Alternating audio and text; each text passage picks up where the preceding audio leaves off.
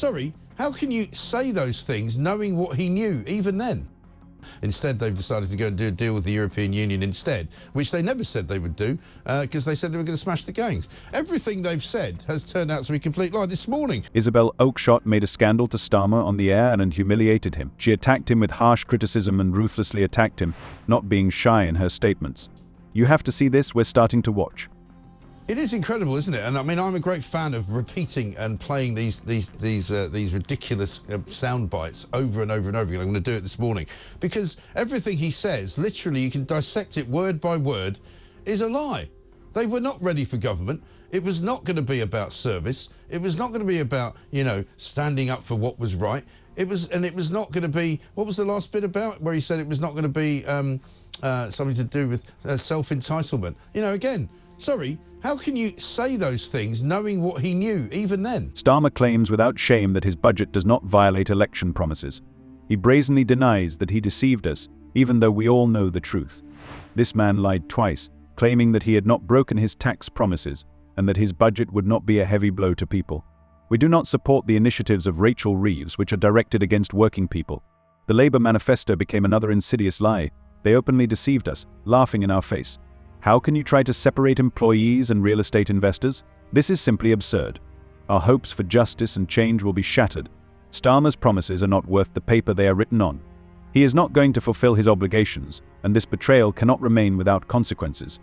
I mean, it has been none of those things. And for them to say they were ready for government, I mean, probably the single greatest problem facing our country, apart from our complete inability to grow the economy, and these two things are linked, is the illegal immigration crisis. Now, if they were so ready for government, how is it that they didn't have any plan of how to stop the boats?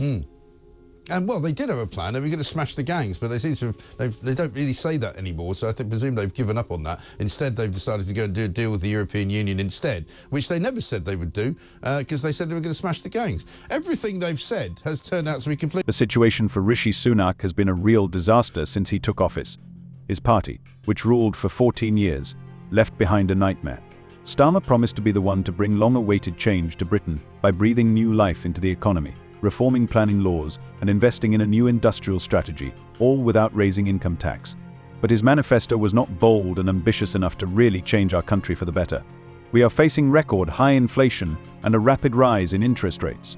The waiting for medical operations has reached unprecedented deadlines, and people are suffering from the inaction of the authorities. This is a long list of problems that need to be urgently addressed. Starmer is a man who is ready to say anything to gain power. Places. We've got Keir Starmer's new Chief of Staff, Morgan McSweeney, prepared to make radical changes to the Downing Street operation. Well, I'm sorry, what's it got to do with him? You know, he is an employee of the Labour Party. He's not an elected official. He should not have any sway on how government is run, should he?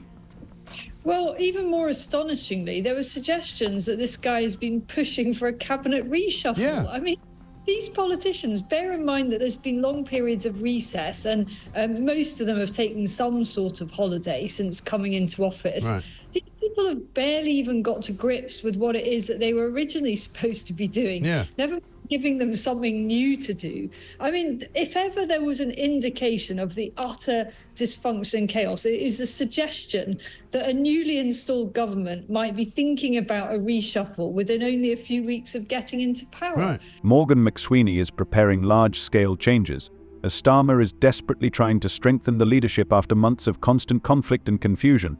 This may include reorganizing teams in the Ministry of Defense, resolving a brewing salary dispute, and attempts to strengthen the political component with new appointments.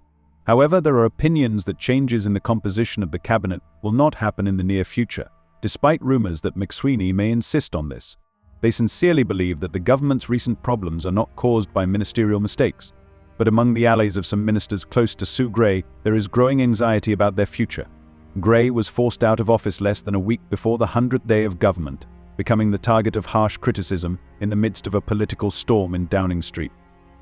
When Starmer was asked if he considered his first 100 days to be successful, despite all the quarrels, he replied in the affirmative, which looks just absurd. McSweeney planned to focus on key events, including the first Starmer summit, and wanted to resolve as quickly as possible the dispute over the salaries of special advisors which had caused Grey to conflict with aides throughout the government. Their discontent, caused by the fact that Grey received more than Starmer, became the catalyst for her departure. Some cabinet ministers react in panic to McSweeney's appointment. Despite his political skills, he does not have enough experience. Grey's departure less than 100 days after the start of the new administration is a wake-up call about the crisis situation in the government. Keir Starmer's government descended into chaos in just 93 days.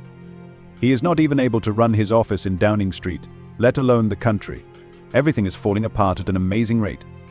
Can you imagine most sovereign nations behaving in this way? So you've got someone who comes in, they commit a load of crimes, he got imprisoned, didn't he? This 2.5 years, supposedly. Yeah, and gets out and he's supposed to be deported, and actually that's how the system should work, although I'd rather not be paying for prison places for foreign criminals in the first place. They should be deported sooner than that. But in any case, off he trots, or supposedly off he trots, but then he sneaks back in, and then he gets himself shacked up with some lady and gets her pregnant, and sure enough, European human rights laws says he can't now be deported. I mean, I would just be saying to hell with that, you're off. The number of illegal migrants has been increasing rapidly in recent years. Since 2018, more than 110,000 people have crossed the English Channel and arrived in the UK, despite the loud promises of the Conservative Party to stop illegal migration. On the 25th of October, 400 people crossed the English Channel. And now the total number of illegal migrants this year has already reached a shocking 29,578.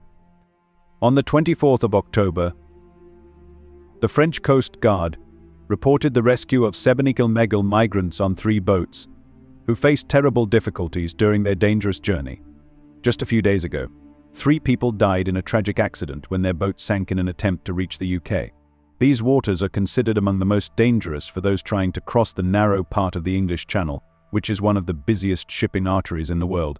In July, Yvette Cooper announced the creation of a new border security command, but unfortunately, no real changes have taken place in the fight against illegal migration. People continue to risk everything for a better life, and the government remains inactive, ignoring the growing catastrophe. And the real peril for Sir Keir Starmer now is that it may be impossible for him to pull it back, certainly in terms of his own reputation. When you make a start as bad as this, it's a bit like a relationship. You know, if you go into a relationship and the first 10 weeks are terrible, you're not heading to marriage, are you? I mean, well, the 11, I mean, I'm surprised you'd go as long as 10 weeks. I mean, if after 4 of those you'd go, that's it, you're out. Thanks very much indeed. See you later. The trouble is we, the voter, don't actually have the opportunity to dump them, but we sure as hell are planning on it. Right. And the thing is that if you've had that kind of bad start, I don't know, you know, they'd have to shower us with gifts and treat us all like prince and prince. The National Crime Agency, which is supposed to be the mainstay of Starmer's plan to fight criminal gangs, is facing a terrifying reality. It loses more employees than it manages to hire. The new report bitterly emphasizes that its effectiveness leaves much to be desired. This is due to the catastrophically high vacancy rate and lack of funding, which jeopardizes its ability to fulfill its mission. The NCA is a key element of Starmer's anti-smuggling strategy in the English Channel, and there are now more than 70 investigations against the most active criminal groups. In 2023, more than 500 new employees were hired. But unfortunately, the total number of employees continues to decrease. More than a quarter of senior managers leave their posts every year, and 9% of vacancies remain unfilled, which indicates a deep crisis situation within the agency. Employees are paid less than civil servants and private sector employees, as well as less than police officers, which causes dissatisfaction and disappointment. And this is despite the fact that their work requires incredible efforts. Investigations are often more complex and target much more serious threats. What do you think about this video? Write your thoughts in the comments. See you in next video.